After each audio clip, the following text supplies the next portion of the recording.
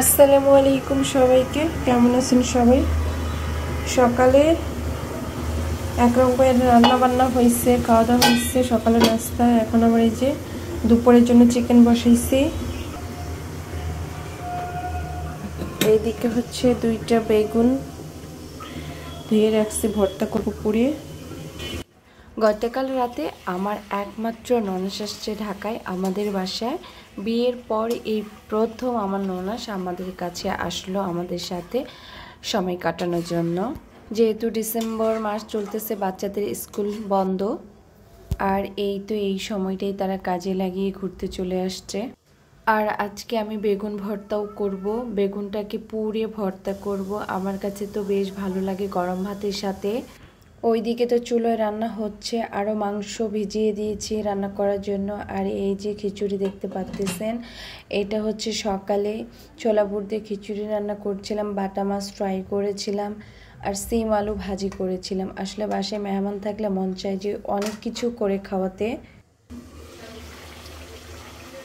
আর আজকে তো আমি চিকেনটা রান্না করতেছি আমার শাশুড়ি মায়ের স্টাইলে, একদম ভাজা ভাজা ভুনা হবে। দেখেন কি সুন্দর একটা কালার আসছে চিকেনটাতে।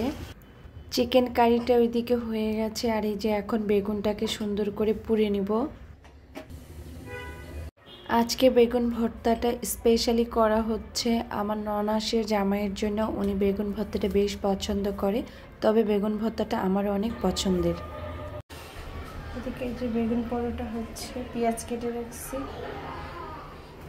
এই যে চালটা ধুয়ে নিব, আজকে আমরা শপিংয়ে বেরোবো।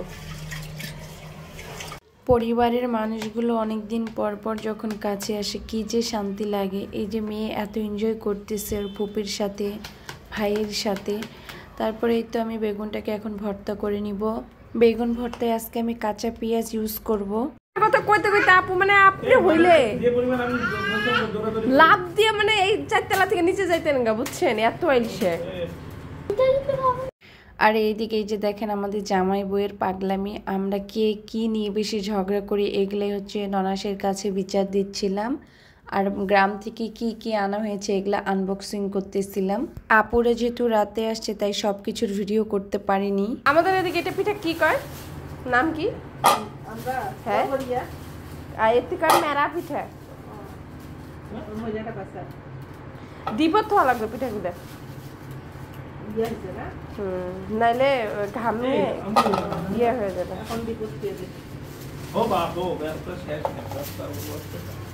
এইটাতে রাখো, ডিশটাতে রাখো, মানে বস্তার উপরে বস্তা। হ্যাঁ, নাহলে পলা চাউলটা যে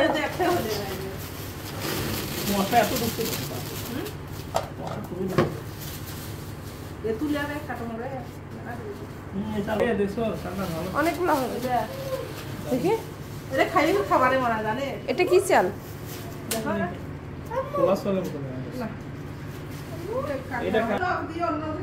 হ্যাঁ, আমি বলছিলাম চালটা হয় অন্য চাল নিও, না হয় অন্য বাজার খরচ করলেই হবে।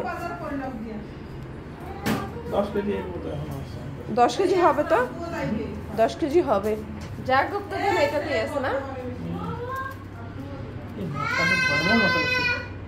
আরে মশা ঢুকছে, ওই যে জানলার পাশে খোলা ছিল। এই তো গ্রাম থেকে চাল ডাল শাক সবজি পিঠা পুলি এমন কোনো কিছু বাদ নাই যে আমার শাশুড়ি আম্মা শ্বশুর পাঠাই নাই, আলহামদুলিল্লাহ। শহরে যদিও সব কিছু এসব আমরা কিনতেই পারতাম, কিন্তু শাশুড়ি শ্বশুর ভালোবেসে যে ননাস আসছে তখন তাদের কাছে দিয়ে দিছে, একটা আত্মতৃপ্তির ব্যাপার আসলে। পোলাও চালগুলো আলাদা করে রাখো, নাহলে ওগুলো পিঠা খাওয়া চালের সাথে এক হয়ে যাবে। খাবার দাবার সব কিছু কুচাকুচি করে এখন আমি চলে আসলাম পিঠা ভাজার জন্য। এগুলো হচ্ছে আমাদের দেশে গুড়গুড়া পিঠা বলে, অনেকে এই পিঠাটাকে মেরা পিঠাও বলে। তো এই পিঠাটা হালকা একটু তেলে মচমচ করে ভেজে চায়ের সাথে খেতে খুবই ভালো লাগে। এই তো সন্ধ্যাবেলা একটা বড় মাছের টোপলাও ভিজিয়ে দিলাম রাতে রান্না করার জন্য। আর সেই সাথে সন্ধ্যাবেলা নাস্তা রেডি করতেছিলাম। এদিকে আমি ছোলা বুট রান্না করতেছিলাম। ছোলা বুটটা আমার শ্বশুরবাড়িতে সবারই বলতে গেলে পছন্দ, আর তাই আমি এই যে রান্না করে নিচ্ছিলাম। আমারও বেশ ভালোই লাগে মুড়ির সাথে খেতে। আর এই ছোলা বুটটা এমন একটা খাবার যে আমরা রমজান মাসেই বেশি উপভোগ করে থাকি, বাকি সময়গুলোতে আমাদের মনেই থাকে না, তবে আমরা মাঝে মধ্যেই ট্রাই করি। আর এই যে মুড়ির মোয়াগুলো দেখতেছেন, এগুলো হচ্ছে আমার শাশুড়ি আম্মা নিজের হাতে বানায় পাঠাইছে আমাদের জন্য, আমার বেশ ভালো লাগে এই জন্যই। আর এই মোয়াটা যখনই খাই তখনই আমি আমার ছোটোবেলাতে ফিরে যাই। আমার এখনও মনে আছে, আমি বাজারে যাইতাম যখন আব্বার সাথে, 1 টাকা পিস আব্বা অনেকগুলো কিনে দিত আর আমি বাসায় এসে খাইতাম। তারপরে এই তো ছোলা মুড়ি নিয়ে নিচ্ছি, একটু বসে খাবো, তারপরে রান্নাবান্না করবো। আসলে বাসায় মেহমান থাকলে একটু চাপটা বেশিই থাকে, তবে আলহামদুলিল্লাহ আমার ননাস অনেক বেশি সাপোর্টিভ। উনি আমাকে কোনো কাজে একা করতে দেয় না, হাতাহাতি উনিও অনেক কাজ করে ফেলে, ওনার যে কাজটা খুবই আর্জেন্ট উনি নিজেই করে ফেলে। তারপরে এই তো সবাই ভালো থাকবেন, আজকে এই পর্যন্তই। আর ভিডিওটা যদি ভালো লাগে অবশ্যই লাইক কমেন্ট শেয়ার করবেন। আসসালামু আলাইকুম।